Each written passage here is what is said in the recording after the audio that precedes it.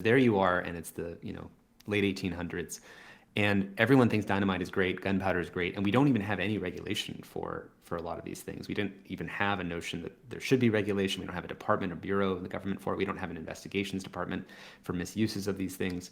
And I'm sure when those things were proposed, people said, well, who is the government to be involved in this benevolent technology that's available for everyone?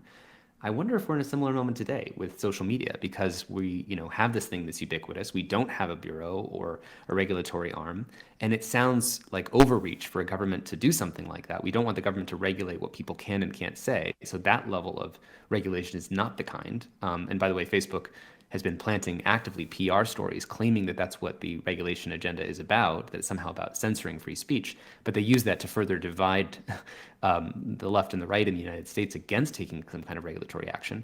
And I just want to anchor that for listeners because I think, if you just make that comparison, it's possible that we could be living in a moment just like that, where we actually need some new institutions, but we don't have them yet.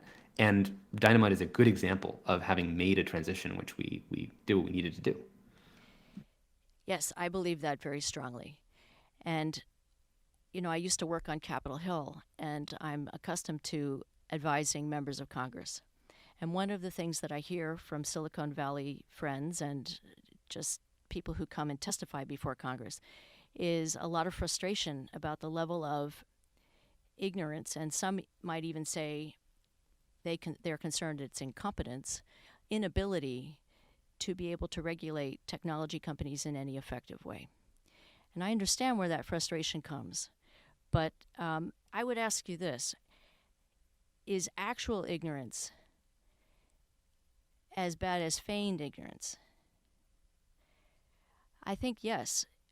Many of our government officials, for many different reasons, some people point to the generational differences, some people point to political interests. There are lots and lots of reasons, but they definitely don't understand technology well enough.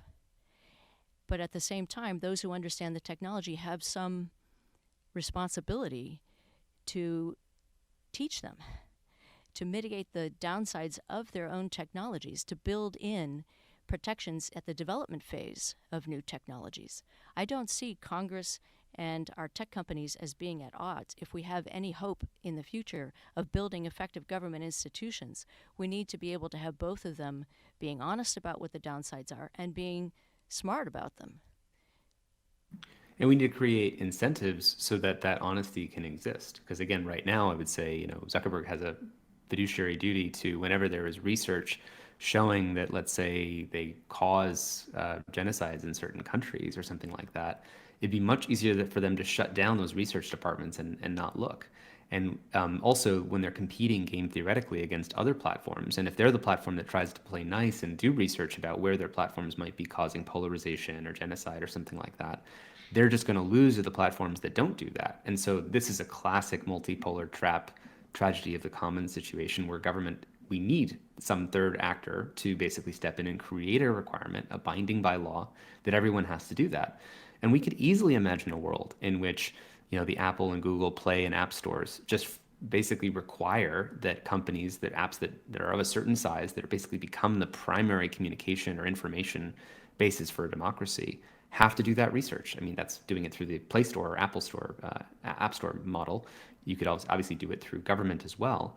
And there could be an externalities fund, that actually when you start, you have to allocate a portion of your stock essentially to a forecasting of possible ways that things could go wrong. And you have to actually allocate resources into that.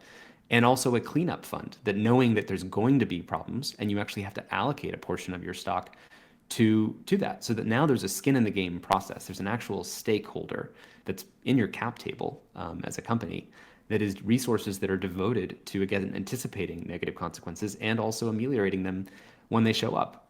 As opposed to, if I did that, I'd be sacrificing more of, increasing my costs as a company. And if I'm Facebook and I do that and TikTok doesn't do that, then I'm just losing. These are the kinds of things that could happen, that are not about speech, but about design choices that are unsafe or safe. Yes, and I think that we have to get to the point where tech companies understand their responsibilities and their dedication to the public interest becomes more important than their dedication to profit. And I hate to say that because it sounds very idealistic, but I'm not sure how else we can get out of this situation.